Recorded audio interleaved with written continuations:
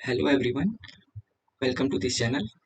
1952 में एक French scientist fable उन्होंने एक एक्सपेरिमेंट किया। उन्होंने जब देखा कि कैटरपिलर ऐसे कैटरपिलर्स क्या करते हैं, वो एक के पीछे एक चलते हुए अपने फूड सोर्स को ढूंढते हैं और फिर ऐसे ही जब इसको खत्म कर लेते हैं तो फिर नेक्स्ट अपने टारगेट को ढूंढते हैं। तो उन्होंने देखा यार ये एक साथ जब ट्रैवल करते हैं तो उन्होंने एक एक्सपेरिमेंट किया जिसमें उन्होंने क्या किया, जो आगे चल रहा था कैटरपिलर उसको इस तरीके से किया कि आगे कुछ कुछ ऐसा खाना रखते गए इस तरीके से, और वो ऐसा सर्कल बनाता गया। इससे क्या हुआ कि जो कैटरपिलर्स थे वो एक के पीछे एक इसी तरीके से होते चले गए। तो जब उन्होंने देखा कि ये ऐसे ही सर्कल बना रहे हैं, एक के पीछे एक सर्कल बना रहे हैं, और फिर उन्हें खाना रखना बंद कर दिया। और जब ये ऐसा सर्कल ये लोग बनाने लगे तो थोड़े टाइम बाद उन्होंने यहाँ पे खाना रखने की जगह क्या किया, यहाँ पे खाना रख दिया बीच में। और इससे क्या हुआ कि जो जो फर्स्ट जो आगे चल रहा था लीड कैटरपिलर, वो अभी भी ऐसा सर्कल में ही घूमता रहा, और जो लास्ट वाला था वो इसके ऐसे पीछे था। तो ये लोग ऐसा ही सर्कल बनाते हुए घूमते रहे। तो ऐसा एक दिन गया, ये लोग ऐसा ही सर्कल बनाते रहे फूड, जबकि इनके पास में ही ऐसा बीच में रखा हुआ था। फिर 2 दिन हो गया, ये लोग ऐसा ही सर्कल बनाते रहे। फिर 3 दिन हो गया, 4 दिन हो गया, 5 दिन हो गया, और एक वीक बाद ये लोग ऐसे ही घूमते हुए एग्जॉस्ट हो गए और इन सब की डेथ हो गई। तो उस पर्टिकुलर एक्सपेरिमेंट के थ्रू जो फेबल थे वो एक सोशल मैसेज देना चाहते थे कि कई बार हम लोग एक्टिविटी को एकम्प्लिशमेंट समझ लेते हैं।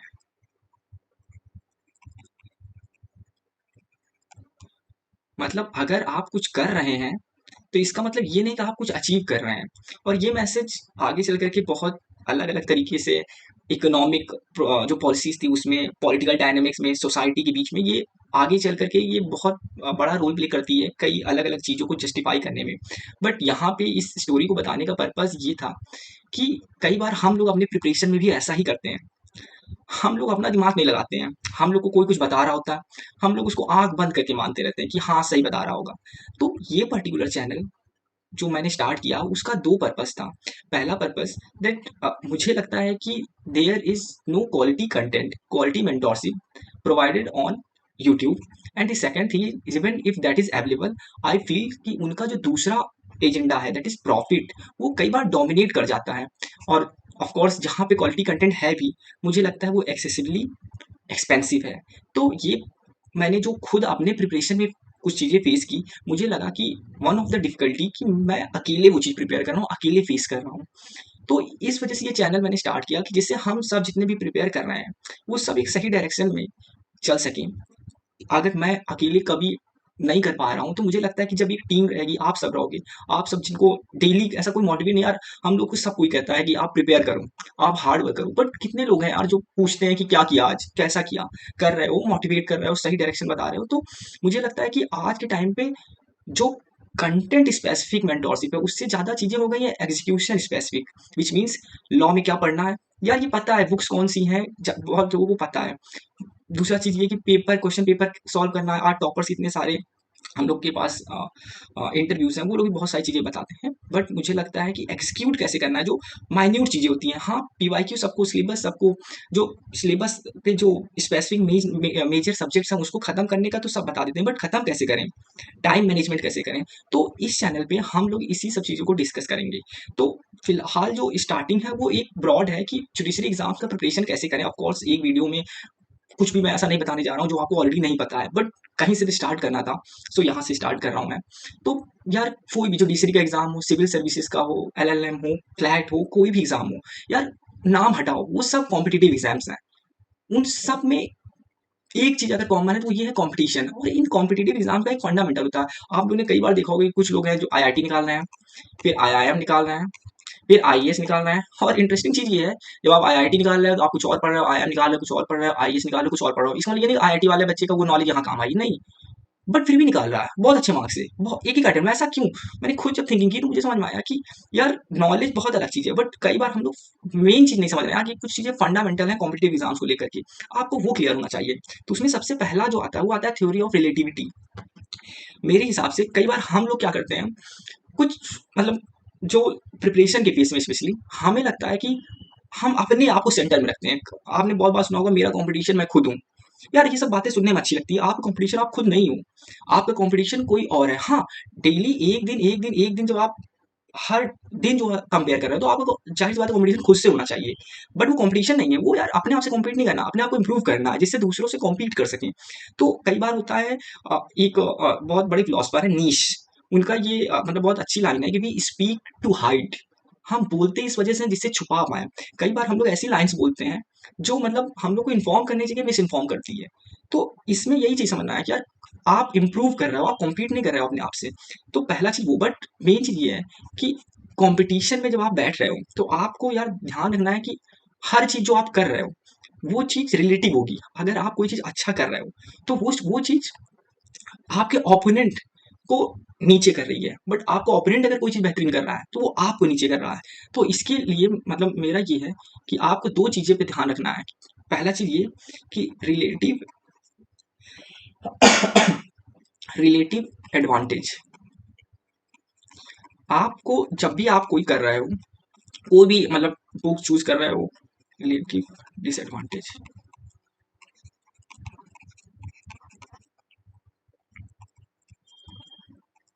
इस चीज़ को आप अपने सामने लिख के रख सकते हो कि इसको आपको मैक्सिमाइज़ करना रहेगा। जो भी आप स्टेप ले रहे हो, बुक्स को लेकर के, टेस्ट सीरीज़ को लेकर के, स्ट्रैटेजी को लेकर के, चैनल्स को लेकर के, आपके डेली जो हैबिट है, उसको लेकर के, ये अगर आप जैसे आप फॉर एग्ज़ाम्पल हैबिट से शुरू करते हैं। अगर आप सपोज़ करो 9 बजे तक सोते हो और 9 बजे तक सोते हो जब आप, और कोई इंसान है वो 6 बजे उठ रहा है और दोनों लोग ही 11 बजे सो जाते हो। तो जो 6 बजे उठ रहा है, वो आपसे 3 घंटे एडवांटेज में है। तो ये रिलेटिव एडवांटेज उसको हेल्प करेगा प्रिपरेशन में। सपोज़ करो आप जो है कॉन्स्टिट्यूशन में बहुत इंटरेस्ट रखते हो, आप कॉन्स्टिट्यूशन पढ़ते हो, आप क्या करते हो वीएन शुक्ला ले लेते हो, आप उसको पूरा खत्म कर देते हो। आपको रिलेटिव एडवांटेज मिला इस चीज़ का। एक कोई दूसरा लड़का है, उसने क्या काम किया, उसने वीएन शुक्ला नहीं लिया, उसने दुक्की उठा ली, दुक्की से उसने पढ़ाई की। तो उसका यहाँ पे रिलेटिव डिसएडवांटेज है क्योंकि उसने कम चीज़ पढ़ी। बट मैंने दूसरी लाइन बोली है एक चीज़, रिलेटिव डिसएडवांटेज आपको मिनिमाइज़ करना है। बट अगर आपने वीएन शुक्ला कंप्लीट की है at the cost of every other subject in the syllabus, तो आपका ये तो मैक्सिमाइज़ हो गया, बट ये मिनिमाइज़ नहीं हुआ, ये मैक्सिमाइज़ हो गया क्योंकि उस लड़के ने जिसने दुक्की से उसको खत्म किया, तो उसने बाकी चीज़ें भी खत्म की हैं। तो इस वजह से आप जो भी स्टेप लो, तो याद रखो उसको इस तरीके से करना है कि आपके दिमाग में रहे कि हमेशा आपका एडवांटेज मैक्सिमाइज़ हो, डिसएडवांटेज आपका मिनिमाइज़ हो। आप अगर 6 घंटे पढ़ रहे हो, तो आपको पता होना चाहिए कि यार जो इंसान 10 घंटे पढ़ रहा है, आप उससे सॉरी आप उससे जो है डिसएडवांटेज पे हो। अगर आप जो है कंसंट्रेशन से नहीं पढ़ रहे हो, तो जो ज़्यादा अच्छा कंसंट्रेशन से पढ़ रहा है, वो उससे आप जो है डिसएडवांटेज में हो। तो आप हर चीज़ को अगर रिलेटिव में देखेंगे, ऑफ कोर्स इससे एक चीज़ ये भी है कि आपको ये जब इस तरह से करोगे, तो आप थोड़ा-सा कॉन्शियस डिसीजन लोगे। कई बार होता है आप यूट्यूब चलाए चल रहे हो। यार देखो यूट्यूब चला रहे हो, आपको लग रहा है, मे बी आप ऐसा नहीं देख रहे हो कि रील्स देख रहे हो, कॉमेडी देख रहे हो, डांस देख रहे हो, आप लॉ ही देख रहे हो, आप टॉपर्स का इंटरव्यू देख रहे हो। बट आपको देखना है, आपने अगर 3 आवर्स तक जो है यूट्यूब चलाया और किसी ने 2 आवर्स तक पढ़ाई की बुक से, तो ये देखो कि आपका ये जो था, जब आपने यूट्यूब पे कोई टॉपर स्टॉक देखा, तो आप कितना गेन किए? क्या आपको कुछ एडवांटेज मिला? क्या आप रात में देख पा रहे हैं कि हाँ, ये चीज़ मैंने सीखी?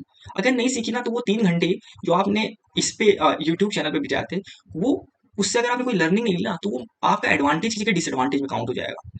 वैसे ही अगर आप बुक खोल कर बैठे हो 2 घंटे तक और कोई सिर्फ 30 मिनट तक मन लगा के पढ़ा है, तो भले जो आवर्स का टर्म है उसमें आप जो है एडवांटेज में आ गए, बट ओवरऑल देखा जाएगा कि यार क्वालिटी में कितना गया। तो हर चीज़ को अगर आप ये देख पा रहे हो कि कहाँ पे मेरा एडवांटेज है। कुछ लोग ऐसे हैं, जैसे मेरा ये है कि मैं बहुत लंबे टाइम तक पढ़ सकता हूँ, तो मुझे लगता है कि यार मैं 4 घंटे बहुत फोकस के साथ पढ़ते हैं, मैं उनको 4 घंटे में नहीं बीट कर सकता हूँ। तो मैं क्या करता हूँ, मैं 9 घंटे तक पढ़ता हूँ क्योंकि मुझे लगता है कि मैं आराम से इतना टाइम तक पढ़ सकता हूँ। तो मेरा जो स्ट्रेंथ है, मैं उसको अपने एडवांटेज में लाता हूँ। मुझे लगता है मैं डिसिप्लिन्ड हूँ, तो मुझे ये दिक्कत नहीं रहती कि यार मैं डिस्ट्रैक्ट हो रहा हूँ, ये हो रहा हूँ। तो मुझे लगता है वो मेरा एडवांटेज है। तो मैं, बट मेरा डिसएडवांटेज क्या है कि मैं कोई चीज़ पढ़ता हूँ, तो मैं पढ़ने लगता हूँ उसको बहुत टाइम तक। तो इससे क्या होता है कि मेरा टारगेट अगर 2 चीज़ों का रहता है, आईपीसी और कॉन्स्टिट्यूशन, तो मैं अगर आईपीसी कोई टॉपिक पढ़ना है, तो मैं दिन भर वही पढ़ता रहता हूँ। तो मुझे लगता है कि ये मेरा डिसएडवांटेज है कि मैं अपने टारगेट के हिसाब से नहीं पढ़ पाता हूँ। तो आपको ये देखना है यार कि हर स्टेप कैसे चलना है, पहली चीज़। दूसरी चीज़ आती है मैथमेटिक्स ऑफ सिलेक्शन।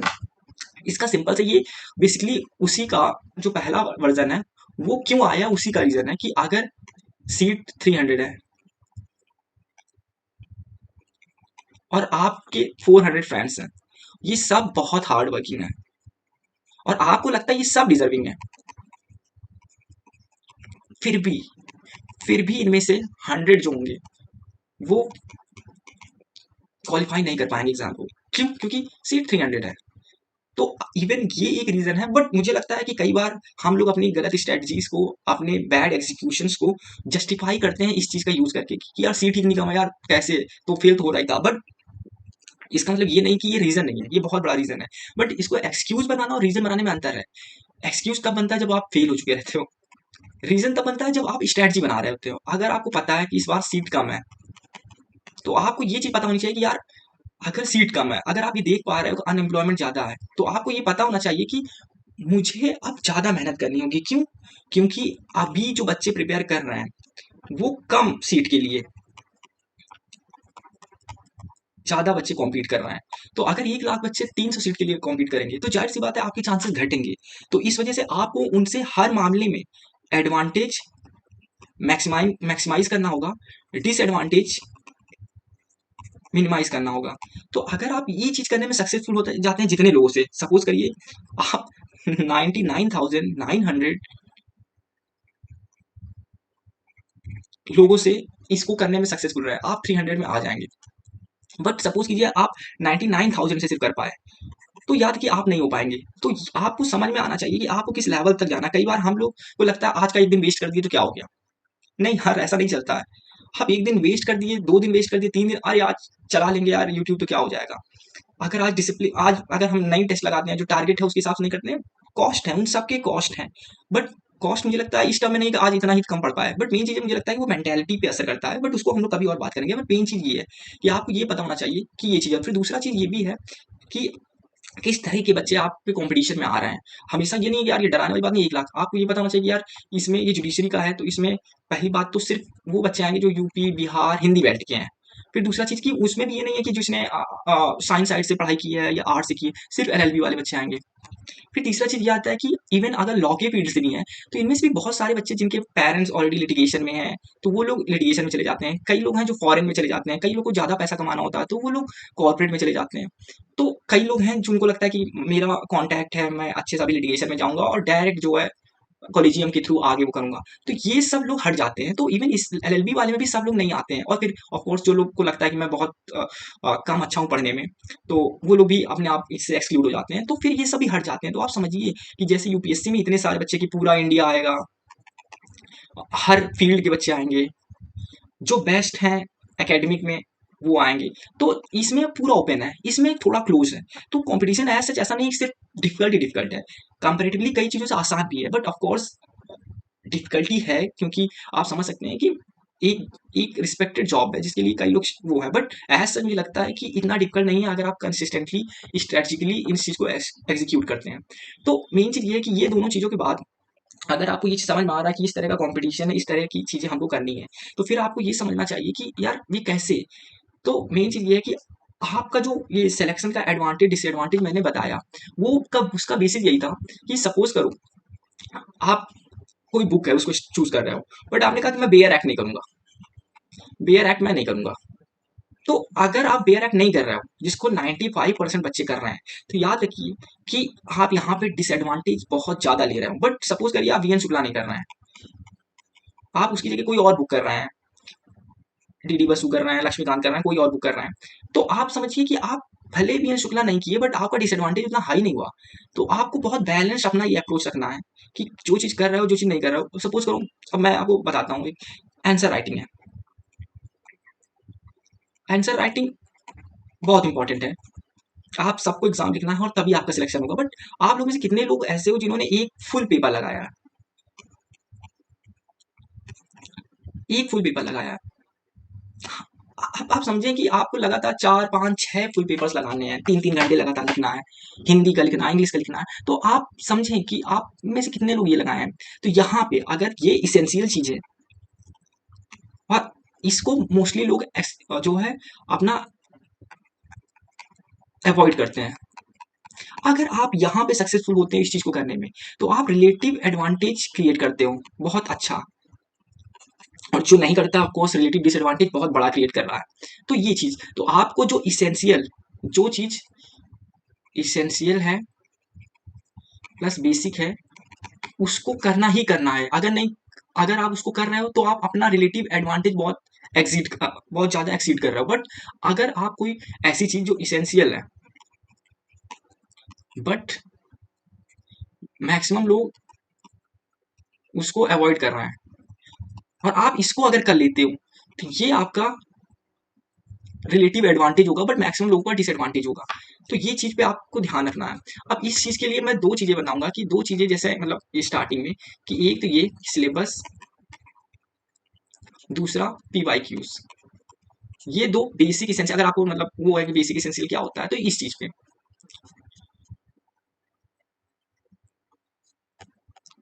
जैसे ये यूपी जुडिशरी का सिलेबस है, इसमें ये है कि अ, तीन स्टेजेस होते हैं। प्रिलिमिनरी होता है जो ऑब्जेक्टिव टाइप है, मेंस, डिस्क्रिप्टिव, इंटरव्यू।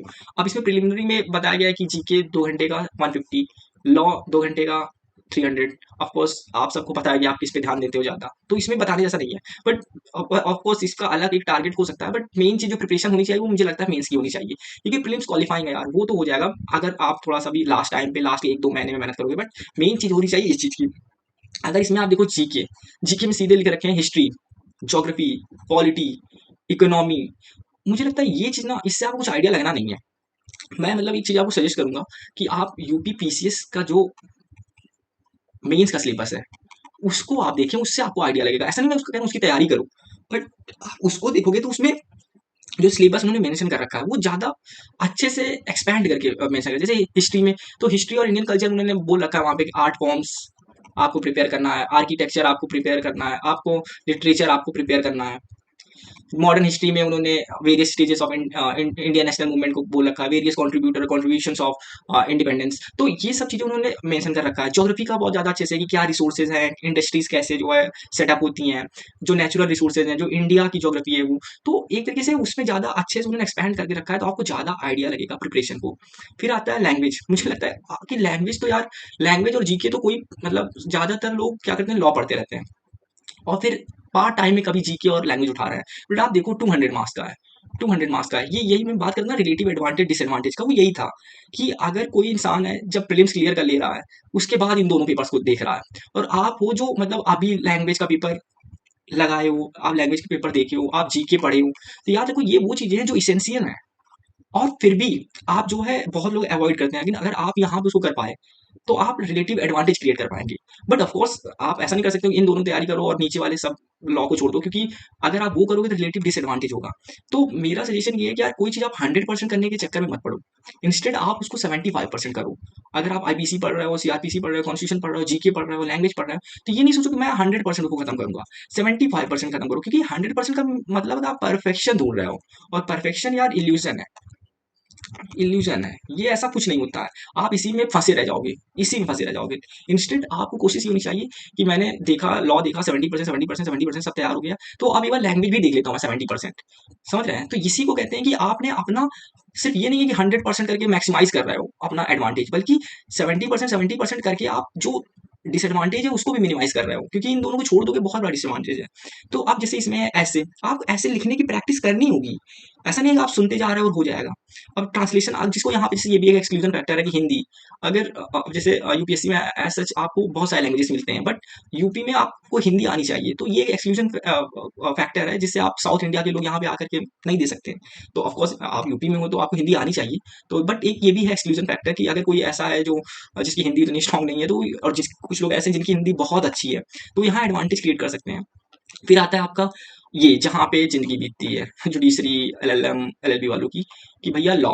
तो लॉ में याद को 3 पेपर हैं आपके, substantive law, procedural law, local laws. 3 घंटे का पेपर, 200, 200, 200। और एक चीज ये भी याद रखें, अगर आप ये दो पेपर छोड़ दें, सब्सटांटिव प्रोसीजरल, और आप ये जीके और ये लैंग्वेज तैयार कर लें, बराबर है।